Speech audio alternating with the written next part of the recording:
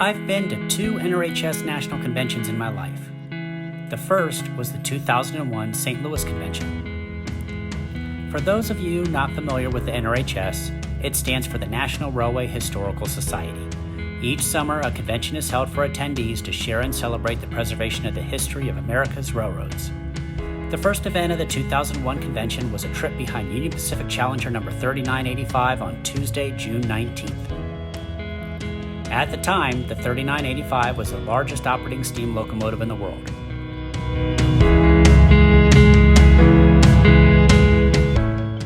This trip started at the Union Pacific Yards, crossed the Mississippi River, and followed it south to the sleepy little town of Gorham, Illinois.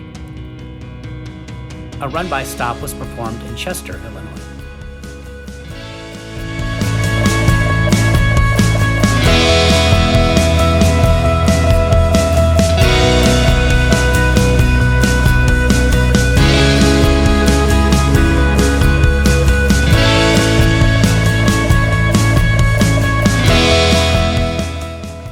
The Mississippi River level was at flood stage due to recent rains.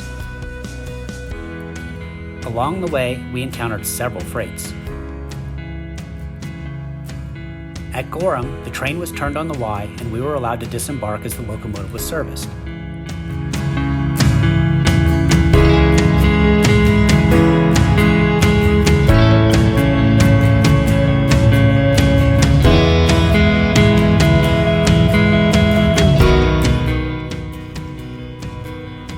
The 3985 is a 4664 articulated steam locomotive, built in 1943 by the American Locomotive Company.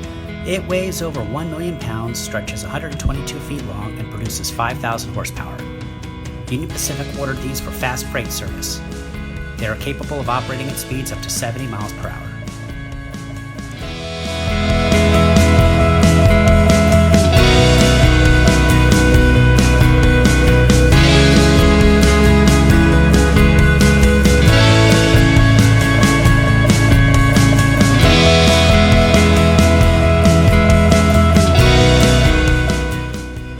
That afternoon, we returned to St. Louis with one more run-by stop along the way.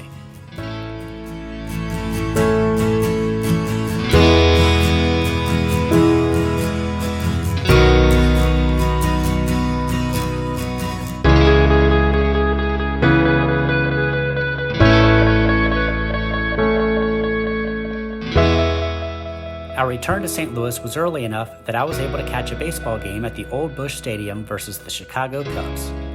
The Cubbies won 9-4. Sammy Sosa went 3 for 5 with 2 runs and 6 RBIs. I found the Old Bush Stadium comfortable as it was one of the classic fully enclosed round stadiums all built around the same time. I had been to many games in Cincinnati's Riverfront Stadium over the years, which was a similar setup. Wednesday, we took a tour of the Metrolink light rail shops. These modern shops are nice, but very sterile, and they don't let you get close to anything cool, like go in the pit. Afterwards, we went over to Union Station to get a bite to eat in the food court. Union Station is no longer an active train station, but has been turned into a glamorous shopping mall and hotel.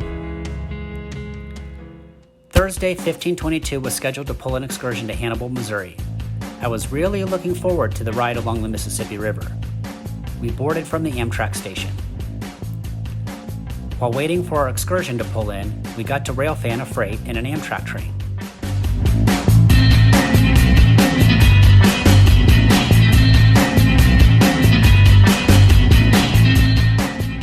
But soon, 1522 arrived and we loaded up and moved out.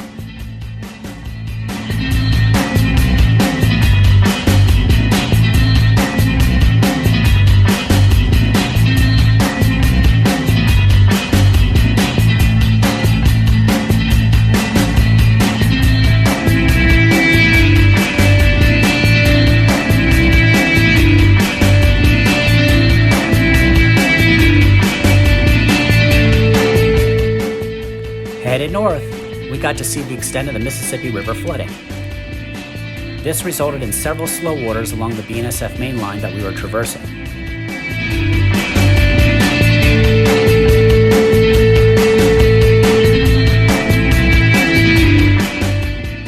consist was made up of privately owned passenger cars.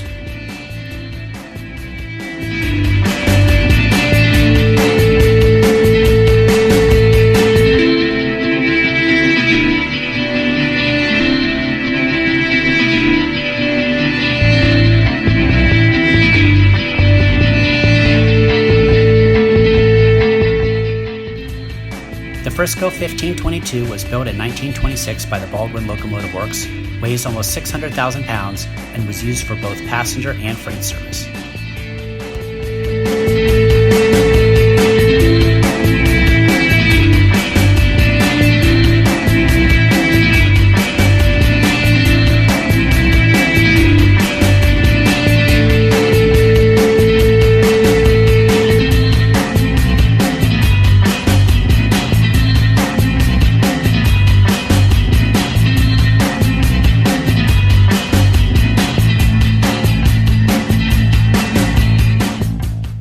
Upon arrival in Hannibal, we were able to detrain while the 1522 got serviced. 1522 was the only operating example of a 482 mountain-type locomotive. Built for the St. Louis and San Francisco Railroad, it is owned by the National Museum of Transport in St. Louis and was rebuilt and operated by the St. Louis Steam Train Association. After servicing, we reboarded and headed north to West Quincy, Missouri, where the train was wide to head south. We did get one afternoon run-by along the river.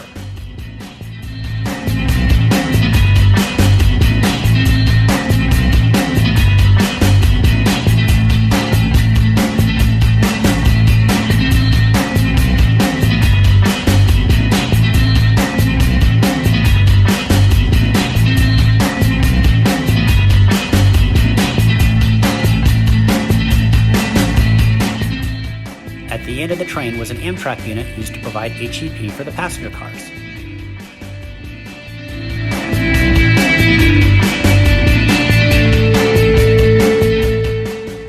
Slow orders and meets with freight trains delayed our return to St. Louis, and we didn't get back until after 11 p.m.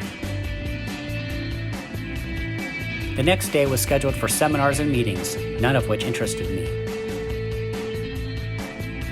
So I went over to check out historic St. Charles, which was near where I was staying.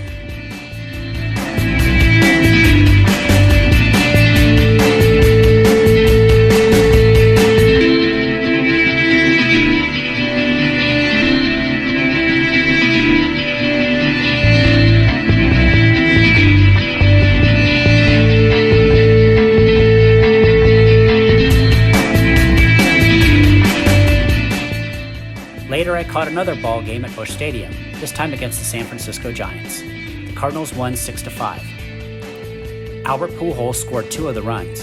I had seen him earlier in the season at the Diamondbacks season opener, and he was making quite the impression during his rookie season.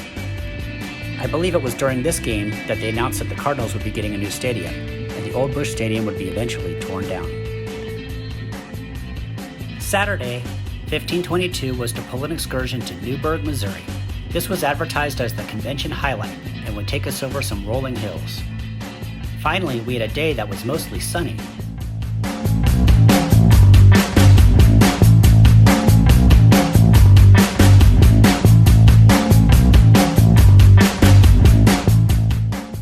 We got a nice morning run-by along a siding with the engine working hard.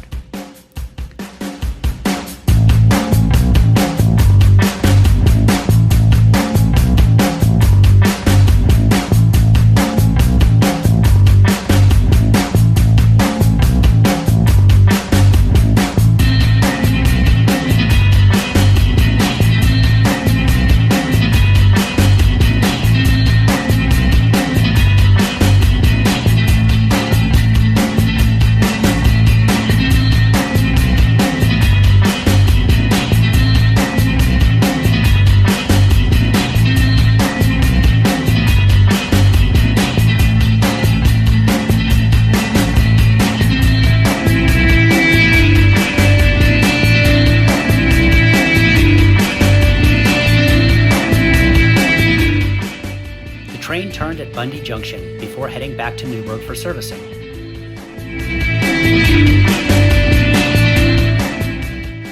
We got a run-by there before reboarding. BNSF VP was on board, so we had all green signals on the way home. He deboarded in Lindenwood Yard. Afterwards, we had time to kill before returning to St. Louis, so we got a run-by on 10-mile-an-hour track in the yard. I did not have my camera handy, so I did not get any shots, but the crew tried hard to make the engine work despite the slow speed. After return to St. Louis, the engine and support cars were cut off and awaited a UP crew to pilot them back to the museum where the locomotive is stored. I stuck around to capture a spectacular sunset, a great way to conclude a great event. Finally, no trip to St. Louis is complete without a tour of the Anheuser-Busch Brewery.